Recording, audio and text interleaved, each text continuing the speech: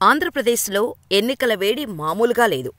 ఓటర్లను తమ పార్టీ వైపు ఎలా తిప్పుకోవాలి, తమ పార్టీకే ఓటు వేసేలా చేసేందుకు ఏం చేయాలో అన్ని ప్రయత్నాలు చేస్తున్నాయి ప్రధాన పార్టీలు. మే 13న ఎన్నికలు జరగనున్నాయి. జూన్ 4న ఫలితాలు విడుదల కానున్నాయి. బీజేపీ, టీడీపీ, జనసేన పొత్తులో ఎన్నికలకు వెళ్తున్నాయి. వైసీపీ ఒంటరిగా బరిలోకి దిగుతోంది. దీంతో పార్టీలు ఎన్నికల మేనిఫెస్టోలు విడుదల చేస్తున్నాయి. ఇప్పటికే వైఎస్సార్ కాంగ్రెస్ పార్టీ మేనిఫెస్టోని సీఎం జగన్ విడుదల చేశారు. దీంతో కూటమి మేనిఫెస్టో ఎలా ఉంటుందో అన్న దానిపై చర్చ జరిగింది.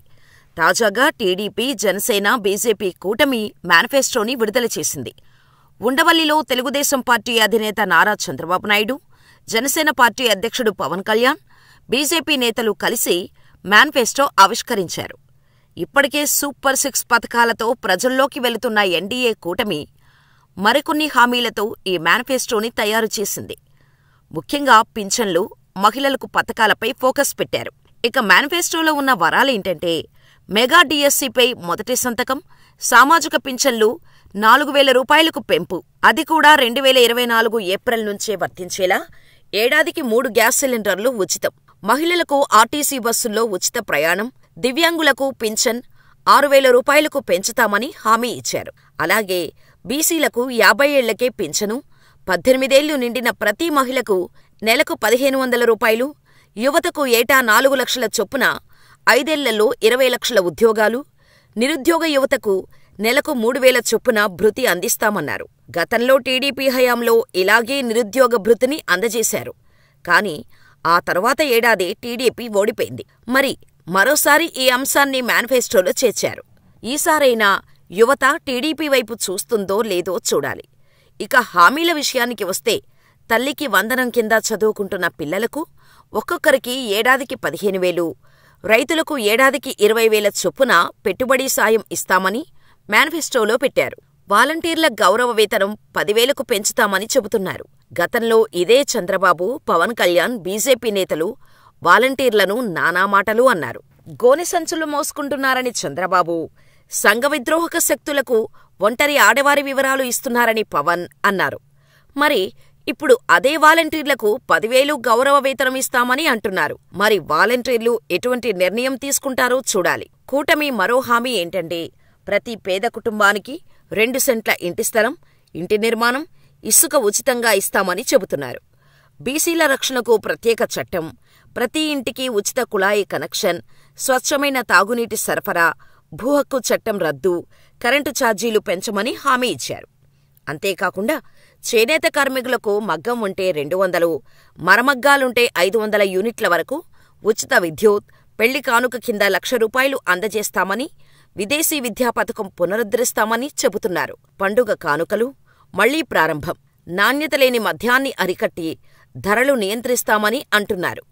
ఆక్వా రైతులకు 1.50K యూనిట్టు విద్యుత్తు, ఎస్సీ, ఎస్టీ, బీసీ మైనారిటీలకు పథకాల పునరుద్ధరిస్తామని హామీ ఇచ్చారు. చేనేతలకు ప్రత్యేక విధానాలు, పథకాలు, నాయి బ్రాహ్మణులకు నెలకు 25,000 రూపాయలు గౌరవ వేతనం, అలాగే వారి షాపులకు 200 యూనిట్ల వరకు కరెంటు ఉచితంగా అందిస్తారట. మత్స్యకారులకు వేట విరామ సమయంలో 20,000 ఆర్థిక సాయంతో పాటు 217 జీవో రద్దు చేస్తామని హామీ ఇచ్చారు. అంతేకాకుండా బోట్ల మరమ్మతులకు ఆర్థిక సాయం చేస్తామంటున్నారు.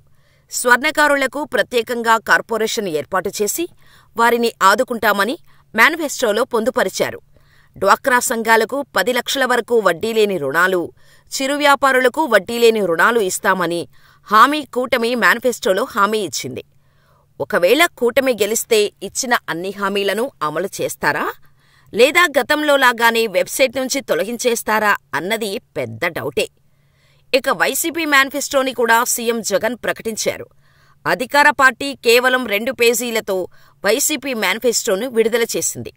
ఇప్పటికే అమలు చేస్తున్న సంక్షేమ పథకాలకు నిధుల పెంపుపైనే జగన్ ప్రధానంగా దృష్టి సారించారు. 9 ముఖ్యమైన హామీలతో వైఎస్సార్సీపీ మేనిఫెస్టో 2024ను రూపొందించారు. కూటమి మేనిఫెస్టో చూస్తుంటే దానికంటూ ప్రత్యేకంగా మేనిఫెస్టో తయారు చేసినట్టు కనిపించటం లేదు. ఇప్పటికే సూపర్ 6 పథకాలు అమలు చేస్తామని చెబుతున్న పథకాలు ఏవైతే ఉన్నాయో అవి తెలంగాణ, కర్ణాటక రాష్ట్ర కాంగ్రెస్ మేనిఫెస్టో అని ఇప్పటికే అందరికీ తెలిసిపోయింది. దీంతో కొత్తగా విడుదల చేసిన మేనిఫెస్టోలో కూడా కొత్తగా అమలు చేసే పథకాలు ఏవీ లేవు. సీఎం జగన్ అమలు చేస్తున్న పథకాలనే అటూ ఇటూ మార్చి నిధులు పెంచి ఇస్తామని అంటున్నారు. ఫర్ ఎగ్జాంపుల్, జగన్ తీసుకువచ్చిన వాలంటీర్ల వ్యవస్థ అట్టర్ ఫ్లాప్ అని, ఇంట్లో మగవాళ్లు లేనప్పుడు వాలంటీర్లు వెళ్తున్నారంటూ చాలా తక్కువ చేసి మాట్లాడిన చంద్రబాబు, వాలంటీర్లు అసాంఘిక శక్తులకు ఊతంగా మారుతున్నారని అన్న పవన్ కళ్యాణ్ ఇప్పుడు వారికి 10,000 గౌరవ వేతనం ఇస్తామని హామీ ఇస్తున్నారు. అంటే పరోక్షంగా జగన్ ఇంప్లిమెంట్ చేసిన వ్యవస్థ బెటర్ అని ఒప్పుకున్నట్టేగా. గతంలో తప్పుడు వ్యవస్థ అని తిట్టినవారే ఇప్పుడు ఒకర్నీ మేము తీసేయము అని చెప్పటానికి గల కారణమేంటో ప్రజలకు చెప్పగలరా? పథకాలు కోరుకుంటున్నవారు జగన్తోనే ఉన్నారు. అయితే ఇప్పుడు చంద్రబాబు తాను జగన్ కంటే మెరుగైన సంక్షేమం అందిస్తానని, సంపద పెంచి సంక్షేమం అందిస్తానని చెబుతున్నారు. చంద్రబాబు సీఎంగా ఉన్నంతకాలం సంపద పెరగలేని ఆర్బీఐ లెక్కలతో జగన్ వివరించారు. ఇక ఇప్పుడు ఈ నెల 30న టీడీపీ కూటమి తమ మేనిఫెస్టో ప్రకటించనుంది. ప్రచార సభల్లో చంద్రబాబు, పవన్ ఇప్పటికే కొనసాగుతున్న సంక్షేమ పథకాలను కొనసాగిస్తామని హామీ ఇస్తున్నారు. టీడీపీ ప్రకటించిన సూపర్ 6లో జగన్ అమలు చేస్తున్న అమ్మఒడి, పెన్షన్లు కాకుండా 3 ఉచిత సిలిండర్లు, మహిళలకు నెలకు 2,500 రూపాయలు, రైతులకు ఏడాదికి 20,000 రూపాయలు బీసీ సంక్షేమం ఉన్నాయి. జగన్ అమలు చేసిన పథకాలతో రాష్ట్రం నష్టపోయిందని చంద్రబాబు ప్రచారం చేశారు. జగన్ అమలు చేసిన పథకాలనే చంద్రబాబు అమలు చేస్తే జగన్ నిర్ణయాలకు మద్దతు ఇచ్చినట్టే అవుతుంది. వాటిని కొనసాగిస్తే అభివృద్ధి పేరుతో చంద్రబాబుకు మద్దతుగా నిలుస్తున్న వారిలోనే అభిప్రాయం మారే ఛాన్స్ ఉంటుందనే వాదన ఉంది. అందుకు తగ్గట్టే జగన్ అమలు చేస్తున్న పథకాలకే నిధులు పెంచి వాటినే అమలు చేస్తామని ప్రకటించారు చంద్రబాబు. గతంలో జగన్ అమలు చేస్తున్న పథకాలతో రాష్ట్రం మరో శ్రీలంక చేస్తున్నాడంటూ పవన్ ఓ పక్క, చంద్రబాబు మరోపక్క గగ్గోలు పెట్టారు. పవన్ కళ్యాణ్ ఆ వారాహి వాహనంపై తిరుగుతూ నవరత్నాల పథకాలపై ఎన్నో విమర్శలు చేశారు. మరి అవే పథకాలను ఇప్పుడు మరింత ఎక్కువ చేసి ఇస్తామని చెబుతున్నారు.